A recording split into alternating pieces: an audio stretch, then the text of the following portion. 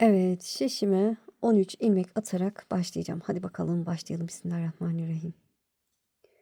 Modelimiz lastik istemiyor ama dilerseniz lastikte alt kısmına örebilirsiniz. Size kalmış. 13 ilmek atıp döneceğim. Evet, şişime 13 tane ilmek attım. Şöyle çevirdim. Arka yüzdeyiz. Modele hazırlık için bir düz bir ters şeklinde öreceğiz. İlk ilmeğimi düz örüyorum. Sıradaki ilmeğim ters. Bir düz, bir ters. Evet, bir düz, bir ters örüyorum. Bir düz, bir ters. Evet, bir düz, bir ters örerek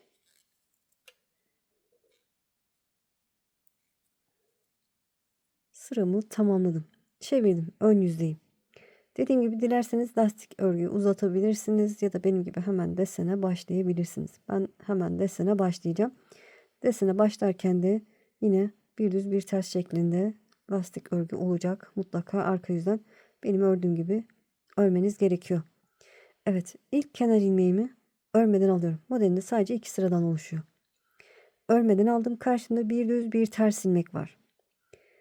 Evet, düz ilmeği atlıyorum. Sıradaki ondan sonraki ters ilmeğin yuvasına değil bir alt sıraya bakın. Altındaki boşluğa girerek ilmek alıyorum. Yani burada ilmek aldım.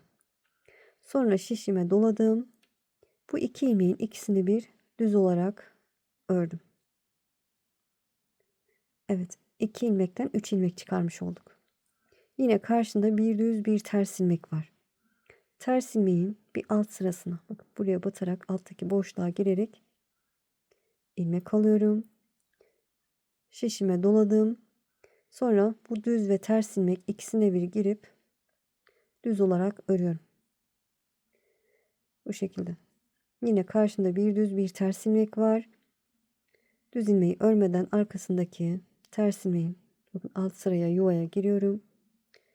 İlmek alıyorum. Şişime doladım. Bu iki ilmeğin ikisini bir düz olarak örüyorum. Birinci sıramız bu şekilde. Yine karşımda bir düz, bir ters ilmek var. Ters ilmeğin bir alt yuvasına girdim. İlmek aldım. Doladım. Sonra bu iki ilmeğin ikisini bir düz ördüm. Düz ve ters ilmek var. Ters ilmeğin bir alt yuvasına girdim. İlmek aldım. Doladım. Sıradaki iki ilmeğin ikisini bir düz şekilde ördüm. Evet, sıradaki ilmeğim düz. Son kenar ilmeğimi de düz örüp sırayı tamamladım. Sonda 2 ilmek örmüş olduk arkadaşlar. Hiçbir işlem yapmadan. Başta kenar ilmek 1. Sıranın sonunda da 2 ilmek. Çevirdim. Arka yüzdeyiz. Modelimin ikinci sırası. İpi kendime doğru aldım. İlk ilmeğimi örmeden sağ şişimi alıyorum. Püf noktası burası arkadaşlar. Kenar ilmekten sonra ipi kendime doğru alıp hemen sıradaki 2 ilmeğin ikisini bir ters örüyorum. İlmek sayısı da dengelenecek. İkisini bir ters ördüm. Sıradaki ilmeğimi de düz örüyorum. İpi kendime doğru aldım. Sıradaki 2 ilmeğin ikisini bir ters örüyorum. Ve sıradaki ilmeğimi düz örüyorum. 2 ilmeğin ikisini bir ters örüyorum. Sıradaki ilmeği düz örüyorum. Evet, ikinci sıram bu şekilde. Bir ikisini bir örüyoruz ters olarak. Bir de sıradaki ilmeği düz örüyoruz. 2 ilmeğin ikisini bir ters ördüm. Sıradaki ilmeği düz ördüm.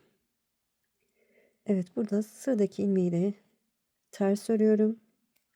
Kenar ilmeğimi de düz örüp sıramı tamamladım. İkinci sıramı. Bir desenim açığa çıktı ama model ilerledikçe kendisini gösterecek. Yine göstermek istiyorum. İlk kenar ilmeğimi örmeden aldım. Burada ne yapmıştık? Birinci sırada düz ilmekten sonraki ters ilmeğin bir alt sırasına bakın. Alt yuvaya. Buradaki boşluğa girerek ilmek alıyorum. Doluyorum. Bu iki ilmeğin ikisini bir düz olarak örüyorum. Yine karşımda bir düz ilmek, sonraki ters ilmek var. Ters ilmeğin altındaki boşluğa giriyorum, ilmek alıyorum, doluyorum. Tekrar bu iki ilmeğin ikisini bir düz olarak örüyorum.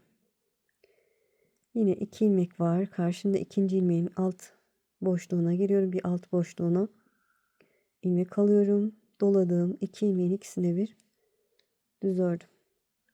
Evet, bu şekilde ilerliyoruz. Hem kolay hem de farklı bir model arkadaşlar.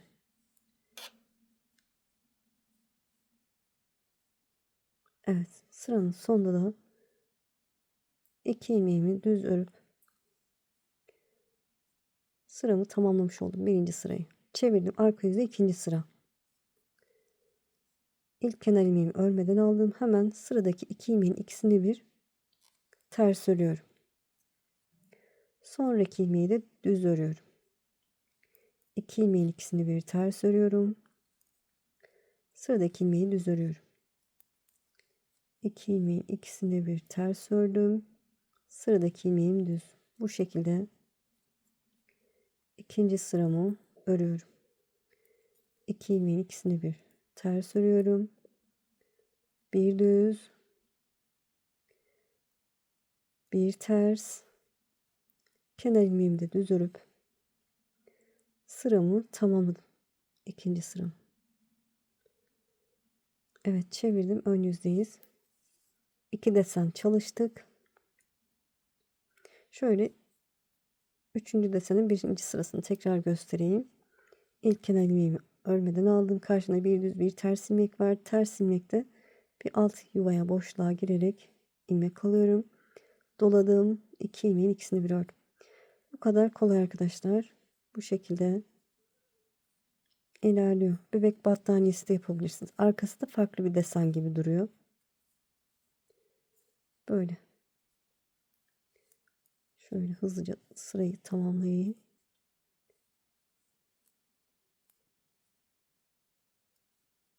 Evet. Son 2 ilmeğim kaldı.